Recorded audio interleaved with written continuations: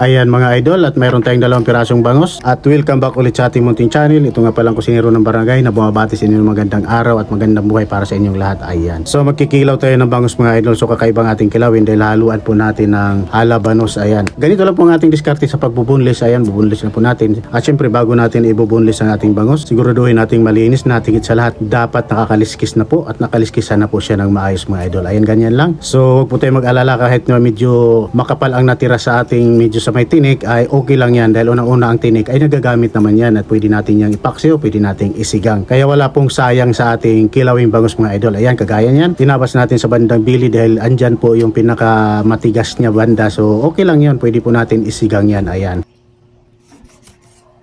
So ayan, pagkatapos natin masimi bunlis, ayan, hiwain lang natin ng medyo pa-cubes ang ating bangos mga idol. Ayan. So hiwain lang natin ng pa-cubes na paganyan para masarap ang ating kilawing bangos. At isurbo lang po natin ang ating bangos na bibilhin po pag tayo po ay nagkikilaw ng bangos. Dapat po ay talagang presko po, talagang sariwang-sariwa. So ayan, bago po natin timplahan ng maayos, linisin muna natin ating bangos, ibabad muna natin sa suka na may asin. At syempre pagkababad sa suka na may asin, ayan, lamas-lamasin lang natin. At pagkatapos tsaka natin hugasan at pipigaan mga idol. Pero ang panghugas po natin, yan na po yung pinakasuka niya. Huwag na po natin hugasan sa tubig para hindi po masira at hindi mawalan ng lasa ang ating kilawing bangos.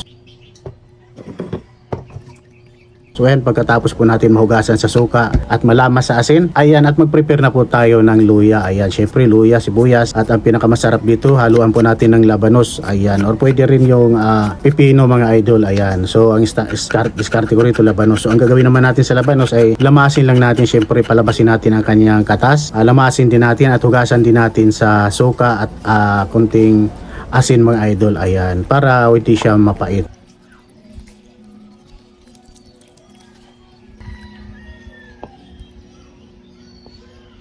So ayan ang ating niyog. So mas maganda kung tayo na rin ang magpiga at mas maganda kung pipigain natin, haluan na natin ng suka. Ayan, para maganda at syempre para pigang-piga ang ating kakanggata mga idol. At wag po nating haluan ng tubig yan. Suka lang mga lord. So ayan, dahil nagpiga na po tayo ng gata, ayan, hinalo na po natin ang ating labanos, sibuyas, hinalo na po natin sa ating bangos. At syempre yung luya, pinaka-importante po ang luya at siyang nagpapabango.